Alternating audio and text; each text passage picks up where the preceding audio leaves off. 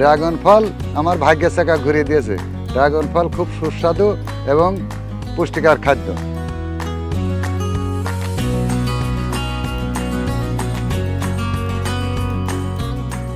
আগে আমি ধান আর সবজি চাষ করতাম, বছরের পরে বছর লস হতো। এত পরিশ্রমের পরেও যখন আমার লস হচ্ছিল, তখন আমার পাশে দাঁড়িয়েছে শিশু নিলয় ফাউন্ডেশন। তাদের RMTV প্রকল্প থেকে শিখছি কিভাবে ড্রাগনের চাষ করতে হয়। তারপরে আমি 4 বিঘে জমিনে ড্রাগন চাষ শুরু করলাম।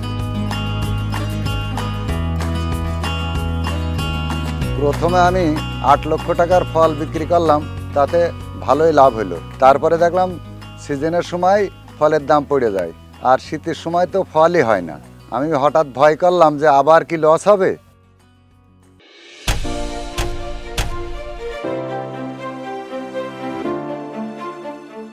কিন্তু আমি ভেঙে পড়ি নাই। আমি RMTVর কাছ থেকে শিখছি কিভাবে আধুনিক উপায়ে চাষ করতে হয়। তাদের কাছ থেকে আমি অনুদান নিয়ে এই লাইটিং কিনে সিস্টেম করে এই চাষাবাদ আবার নতুন করে শুরু করলাম।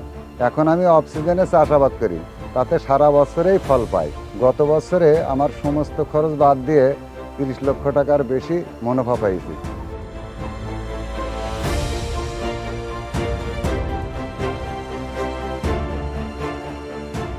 আমার বাগানে আমার সাথে আরও 20 জন শ্রমিক কাজ করে।